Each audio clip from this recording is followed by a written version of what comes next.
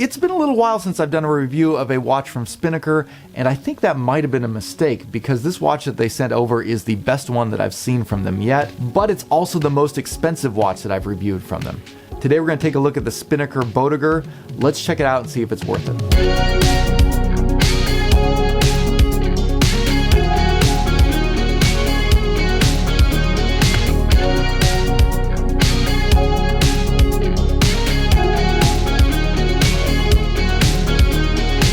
Hey guys, welcome back to Just the Watch. My name's Dave, I live in Japan, and I love to collect affordable watches.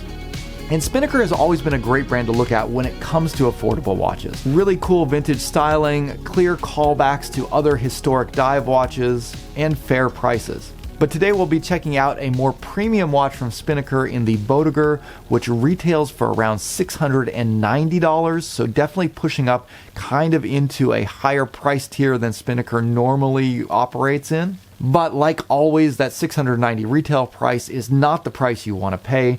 Spinnaker is very generous in giving out discount codes, and pretty much any reviewer, including myself, will have one at the bottom of their videos. I have one that will knock 20% off, bringing this down to around $550, which I think is a much more reasonable and palatable price for this watch. But I think even if you were only able to get this at that full retail price, Spinnaker is offering a lot here to justify that higher price. This is a watch that features an integrated bracelet, but they're also throwing in a rubber strap option that is just as high quality as the bracelet. It has a really cool case design that's very sleek, and it has these indexes that hover above the dial and give a very unique look to the watch.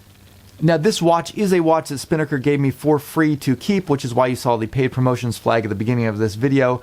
Also, if you use my discount code, I do get a small commission. That's an affiliate code, so be aware of that. However, other than those things, I did not receive any additional compensation for this review, nor did Spinnaker have any input into the content of this review. It's also worth noting that Spinnaker has sent me a number of watches to review in the past, but of all the watches that they've sent me, I think this is probably my favorite, so hopefully that says something about this watch. But anyways, let's jump in and take a look at what I think makes this watch so special.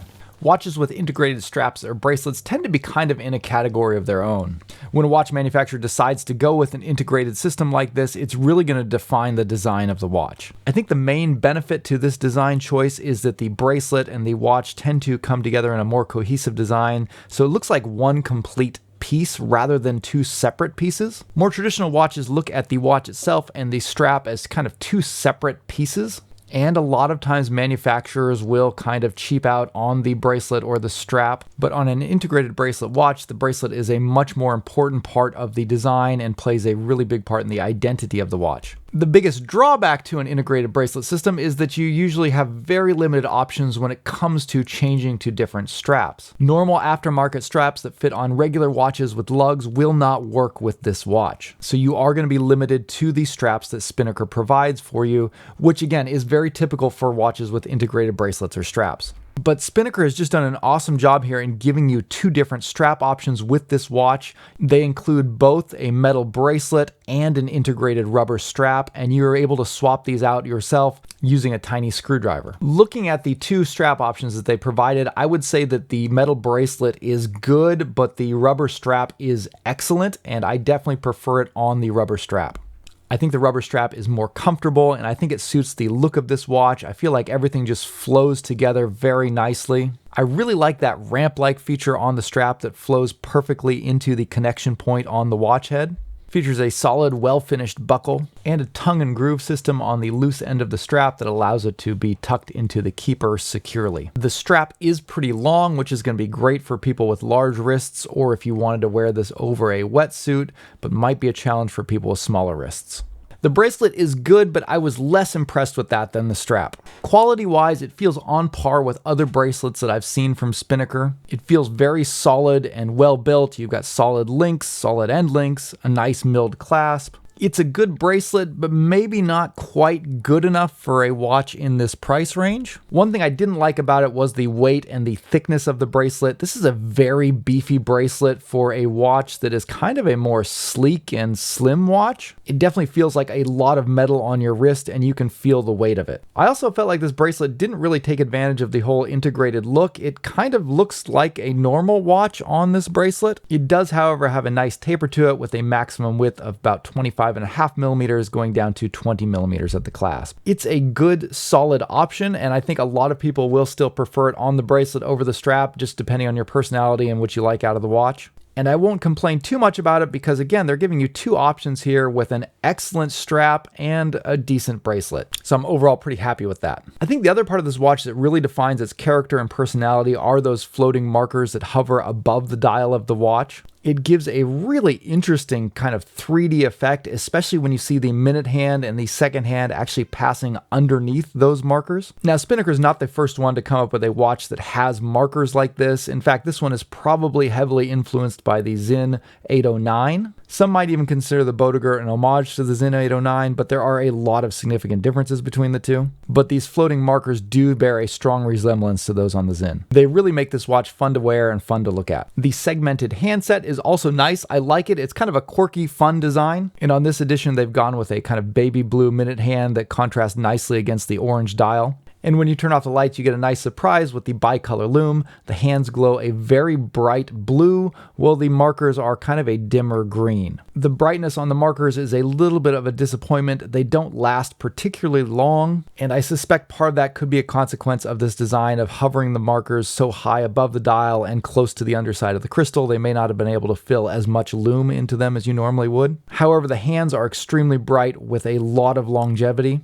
When pitted up against a couple of other microbrand watches I have in for review, this one scored a second place with a score of 6 on my J-score scale. That puts it a little bit below average. Would have really liked to see this one hit at least a 10, which is on par with Seiko's entry-level divers. It could be worse, but it could be a lot better. Another thing that really impressed me about this watch, and actually maybe my favorite thing about it, is the case design. This is a very sleek case that is also very well finished, like surprisingly good finishing for Spinnaker. It's a simple design, but it looks great with the high quality brushing and the very nice bevels and polished edges. The mid case itself is very slim with a kind of prominent bezel on top of it. Even still, the overall height is only 13 millimeters, which is very nice for a watch with 300 meters of water resistance. They've also decided to go with a black stainless steel bezel, which I think is a really great accent for this watch. And I really like that they went with orange markings on the bezel to match the color of the dial. The bezel has a great satisfying action to it. It's very clicky and ratchety, and it has a really good alignment as well with the dial. It is a little bit hard to get a good grip on, which is kind of a minor annoyance, but not a deal breaker. You put all of these things together, and this has got to be my favorite design that I've seen yet out of Spinnaker. It's just a really fun, cool, unique look that they've pulled off very well. All right, let's talk about the price and the value of this watch and what Spinnaker is offering you at this higher price range, because I think there are a lot of features that are definitely premium compared to what Spinnaker typically offers in their lower priced watches, as well as some features that kind of feel like they were just brought over from Spinnaker's lower price line. We've already talked about the unique design aspects of this watch, the excellent case design and finishing, those floating hour markers, and the integrated strap and bracelet system, and the fact that they're giving you both an excellent rubber strap and a pretty good metal bracelet. These are all things that factor into that higher price range that this one's looking at. In addition to that, Spinnaker has gone with a very high 300 meters of water resistance, which they've managed to pack into a case that's only 13 millimeters thick. And at the heart of this watch is a Miyota 9015 Japanese automatic movement. This is a premium movement offering from Miyota meant to compete with the entry-level Swiss automatic movements. Compared to other more budget-oriented movements from Seiko or Miyota, you're getting a higher beat rate at 28,800 beats per hour or 8 ticks per second.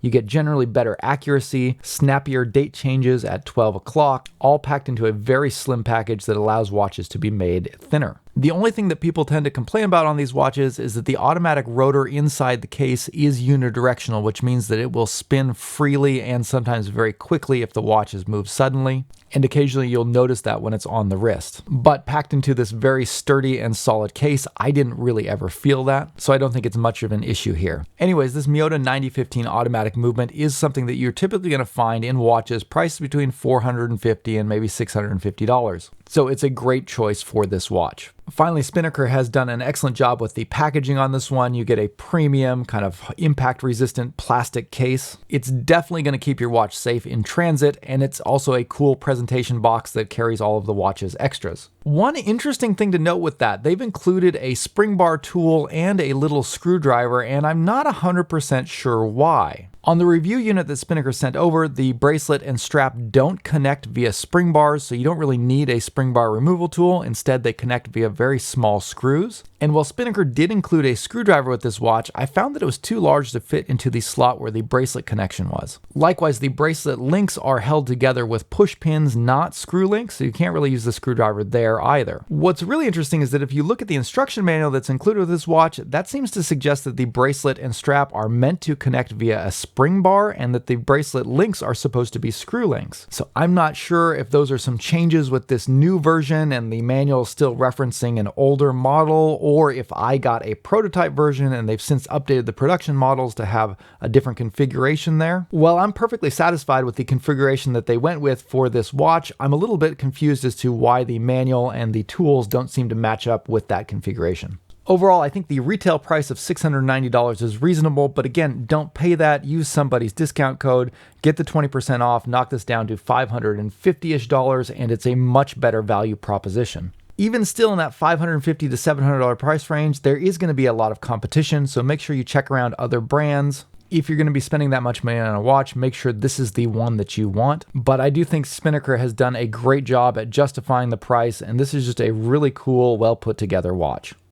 So really cool watch overall. It's not a perfect watch. We've gone over some of the downsides. I would have liked to have seen that bracelet slimmed up a little bit and maybe a little bit higher quality clasp.